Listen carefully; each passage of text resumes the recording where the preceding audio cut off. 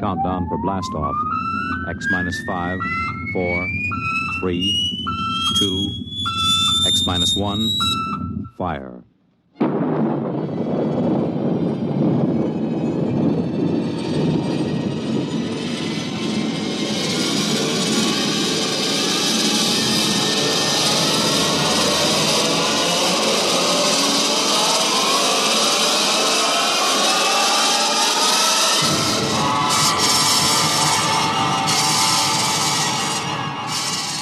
From the far horizons of the unknown come tales of new dimensions in time and space. These are stories of the future, adventures in which you'll live in a million, could be years, on 1,000 maybe worlds. The National Broadcasting Company, in cooperation with Galaxy Science Fiction Magazine, presents X minus 1.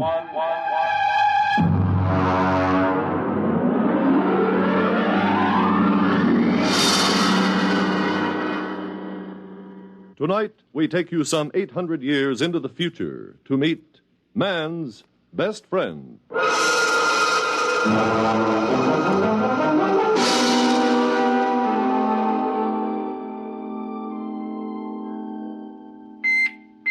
Well, what's the matter?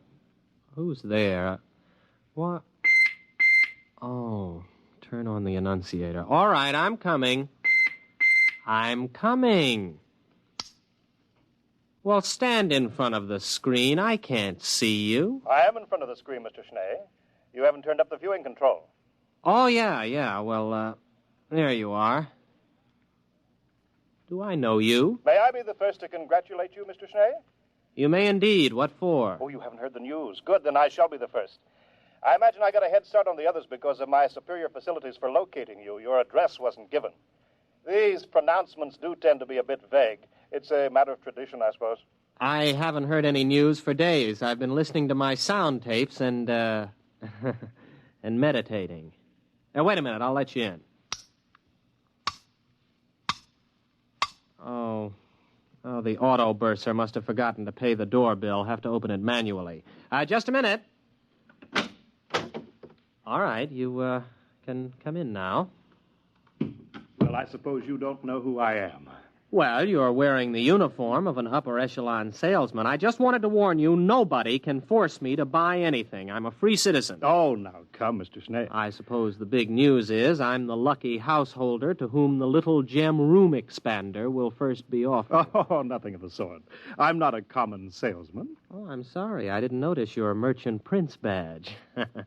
Come in, have a chair. No, not that one. It's my meditator. It's still running. Oh, thank you. Well? Mr. Schnee, our prognosticator has just given its fortnightly prognostication. You are going to be our new ruler. Congratulations. I'm sure you'll be a splendid one, too. But wait, what's to become of the old ruler? You're scheduled to dispose of him sometime this month. Now, Mr. Schnee, allow me to introduce myself. I am Biedrich Floria, Vice President of the Munitions and Container Corporation. Here I have our latest model in this case right here. There we are. Beautiful, isn't it? Mm-hmm. Now, if you will only agree to shoot Overlord Kip with a Floria Semper Fidelis gun, my corporation will be happy to place a substantial amount of credit at your disposal in any bank you choose. $6 billion, to be exact. Now, if you'll just sign here on the dotted line... Nonsense. Oh, come now, Mr. Schnee. Even a ruler can use money. Bribery for government officials, bread and circuses for the people. Oh, money's a very useful commodity, Mr. Schnee. Shall we say, $7 billion? I don't doubt that money is useful, but when I said nonsense, I meant the prognosticator. Mr. Schnee? The whole thing is a lot of, well, nonsense. A whole planet of supposedly intelligent people listening to what's really more an oracle. A machine can't read the future. It's impossible. Oh, dear, Mr. Schnee, that's sacrilege. You can't talk, confound it, sir. You can't talk that way about the machine. Listen, after all, let's look at this reasonably. Machines can and do answer all the problems of our daily life. So why shouldn't a superior machine be able to tell the future? If you ask me, behind the wires and gimmicks and whatnots of the machine, there's a secret room in which a half-mad, half-intoxicated old priestess sits delivering her Delphic pronouncements.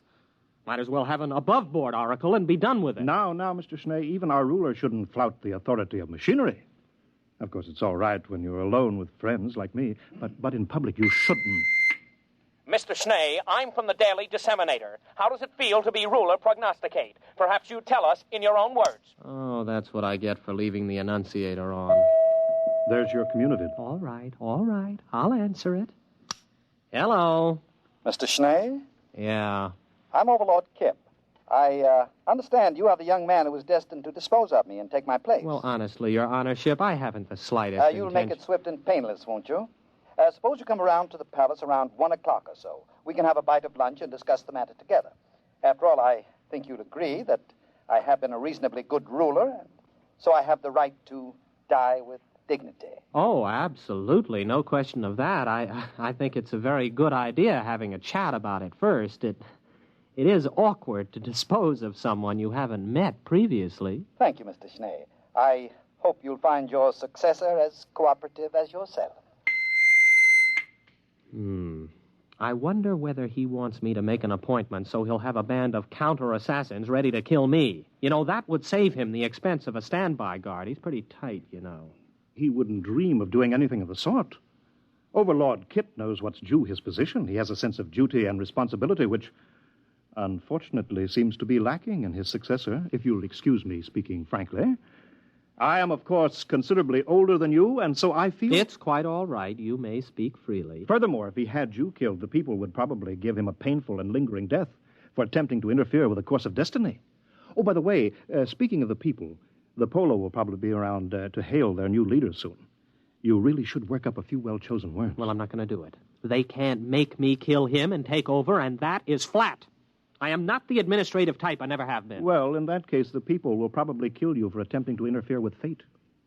Have a cigar? But I wouldn't have done anything. There are sins of omission as well as commission. Come now, it's true. A ruler's life expectancy isn't very long. At least it hasn't been the last few reigns, but it's longer than yours will be if you refuse to fulfill your destiny. I wouldn't make a fit ruler. Consider my origins. I wouldn't tell this to anyone but you. I'm illegitimate. I don't even know who my father is. It's a wise child who knows his own father. And some of the most celebrated leaders in history have been illegitimate. Look at William the Conqueror, Alexander Hamilton. I don't think that's too much of a recommendation. You see, almost anyone can be a leader. The important thing is that he be destined for leadership. But I'm no good at it. Everybody says so. I've never done a thing in my life. My aged mother has had to work to support me. Well, it's time enough that you stood on your own 2 feet, my boy. Remember, destiny must take its course. Oh, excuse me, I'm due on radio monitor in a few seconds. If you don't mind, I'll broadcast from here. I'll just check my equipment here. Fine. Now, here we go. My friends, allow me to introduce to you your new ruler, Gervais Schnee. He is planning to assassinate Overlord Kip with a Floria Semper Fidelis gun. Floria Semper Fidelis guns retail from credit 2.98 for the peasant's pistol, all up to credit 1089.98 for the super deluxe conspirator's model. But each is the best attainable for the price. Mr. Schnee will, of course, use the super deluxe model. And now I give you Mr. Schnee. Right into here? Oh, anywhere. It's non-directional. Thank you for your confidence and support. I only hope I prove worthy of it. That's all. Thank you, ruler prognosticate Gervais Schnee.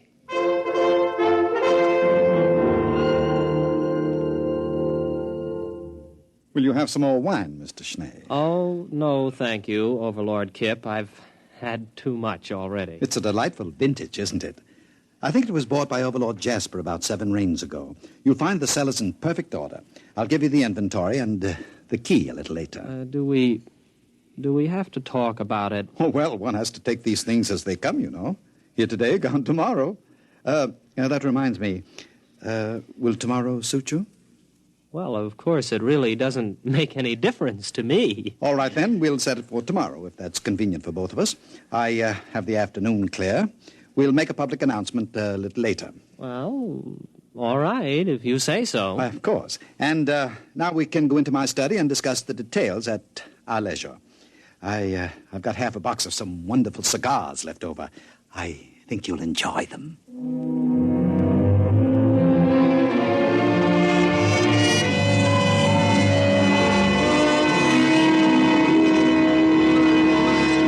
Oh, Mr. Schnee. Mr. Schnee, you aren't ready yet. Well, I can't button the top button of this uniform. Oh, isn't it handsome? Black and silver, the traditional assassin's uniform. It was made for me without charge by Hanson and Cruster, the tailors. Yes, of course. It's the curse these days, you know, the over-commercialization of important public functions.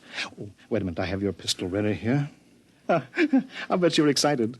Couldn't sleep last night, eh? No, well, yes, I did toss a bit. Well, I see you're getting telegrams. Isn't that nice? Had your breakfast? Oh, well, I don't think I'm exactly in the mood for eating. Oh, you should, you know. A good breakfast makes good aim. Well, I really couldn't eat a thing. Well, you'll have a fine lunch after it's all over. I saw your black and silver limousine at the door. What? I don't have a black and silver limousine. You do now.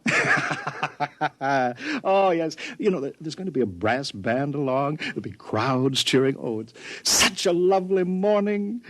You've hired 2 removers, I trust. Removers. Yes, I think so. Good. Oh, what pageantry. The black and silver limousine, yourself in your lovely uniform, the black cloak and hood of the body removers sitting beside the chauffeurs, silent. The band playing the funeral march as you move down the boulevard. Crowds cheering, little children let out of school presenting you with flowers and television cameras. Oh, what a sight, what a sight. Well, now it's about 10:30. Shall we be off?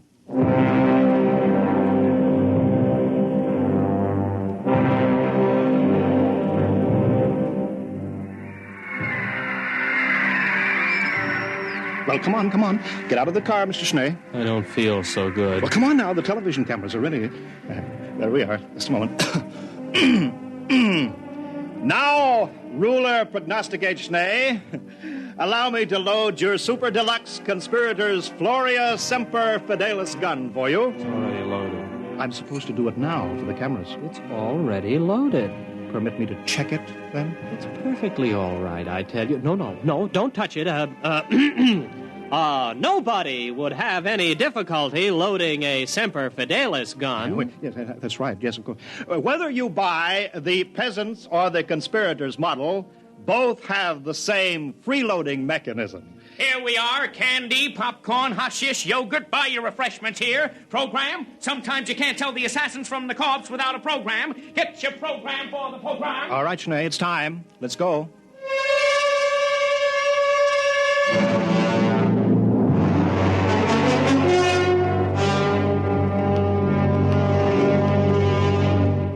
Well, here we are again, eh? Overlord Kip, I am officially here. Well, now, just a minute, old man. I have my speech, you know. Your speech? Oh, I'm sorry, really. Well, that's all right.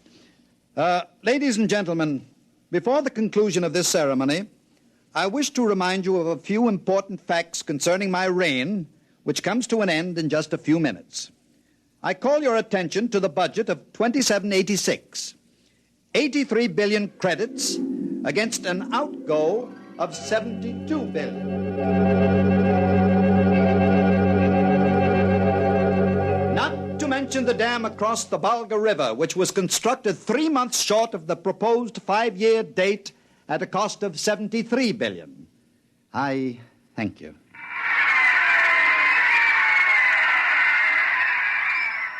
Well, that's it, old man, huh? Are you all done? Why, yes, I think I've covered everything. Well, goodbye and good luck, Overlord Schnee. Anytime you're ready. You mean now? Well, come along, old man. The networks have only cleared an hour. There's a commercial program starting in 3 minutes. Get on with it. Well, all right. Here goes.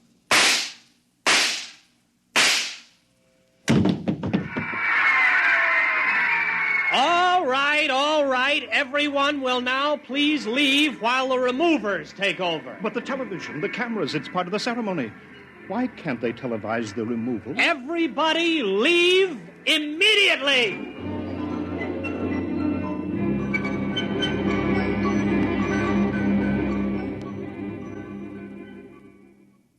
They're all gone now, Overlord Schnee. Perhaps... You too. But after all... Out. I want to meditate. Well, very well. All right. Oh, alone at last. Kip. Overlord Kip. Phew. I don't think I'd have been able to stay still much longer. You all right? Schnee, you're a good shot. That blank really stung on a very tender spot, I might add. No time for chatting. We've got to get this over in a hurry. Now comes the part where your friends will have to look like real removers. I hope they can give it the professional touch. Don't worry about us. We are real removers. At least both of us have participated in removals. I'll take off my hood. But wait. Why, you're Overlord Morehouse. I've seen you in pictures. Mm-hmm. And the other one. You're Shinnick. You died before I was born. That is, you were supposed to have died. Both of you were. Morehouse was supposed to have killed you. Well, we're not precisely dead, only retired, you might say. The prognosticator didn't say he had to be killed, just disposed of, as Kip undoubtedly pointed out to you in your little interview together. Sorry I couldn't tell you the truth, old man, but you might have changed your mind and given us away. We've formed a little club of dead overlords. We're looking forward to the day when you join us, Overlord Schnee. Well, you better hurry. If the four of us are discovered, the mob will tear us to pieces. Oh, you're right. Get on the stretcher, Kip. Bad enough we're going to have to carry you out. At least don't expect us to lift you up.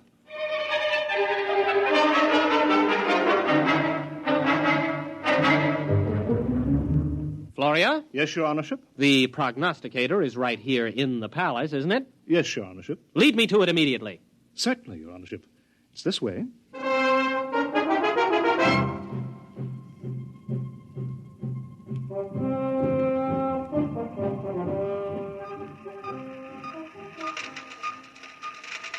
Here you are, Your Honorship. This is the prognosticator. 20 stories high, 100 meters wide, the center of our entire civilization. Leave me. I would be alone with the prognosticator. But Your Honorship... Leave me, and take all the technicians with you. Yes. Yes, Your Honorship.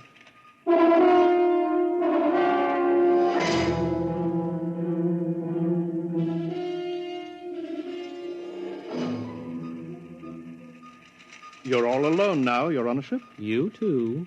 Leave me. Well, yes. Yes, Your Honorship. Your wishes are my command. Well...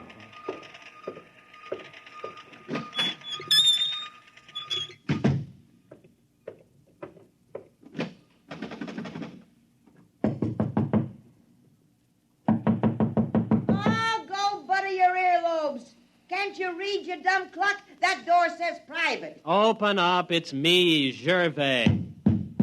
Open up. Oh, all right. Don't rush me. Oh, it's you, is it? Let me in. Well, hurry up. Don't want any of these nosy scientists around. Well, what do you want? Still the same old place, huh? Teapot. Your crystal ball has dust on it. And why don't you get yourself a new pack of gypsy cards? And please get rid of that old overstuffed horror. That old overstuffed horror is a rare old psychoanalyst couch. You see that hole? That's the original stuffing. What is that smell? That's not tea you're drinking, it's gin. Why, of course it is. Nice to see you, Sonny. It's about time you came to pay your old mother a visit. I kind of thought something like this would stir you up. Mother, you know you shouldn't have done it. What'd I do? You fixed the prognostications, that's what you did. Although why you had to pick on me, Oh, I got tired of supporting you. You're a big boy, and it's about time you earned your own living. Besides, I thought it'd be a good idea to elect a sympathetic administration. Sympathetic to me, that is. Palace needs a new ventilating system. The air in here is terrible. Well, why didn't you use the prognosticator to get new ventilation put in? Oh, they'd have gotten around it the same way you got around killing Kip. But you pay attention to the prognosticator, boy. Don't you try to weasel out of what it says by looking for double meanings. It's time you overlords learned that when the prognosticator says something, it means it. Yes, Mother. I'd hate to have to give orders to have my own boy disposed of. The last 3 disposals weren't so bad. But sometimes those disposals can turn out real messy. Yes, Mother. Oh, maybe blood is thicker than water, but not much. Yes, Mother. And why shouldn't you listen to my prognostications, huh? Just because they're dolled up a little doesn't mean they're not true. Don't I have a crystal ball? Don't I have a gypsy card pack? Don't I have tea leaves? Best tea leaves money can buy. Yes, Mother. So? What are you going to do? I'm going to have the ventilating system attended to right away. Now, that's my boy. Now, look at these here tea leaves in the bottom of my cup of gin.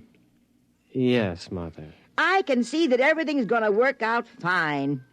Just fine.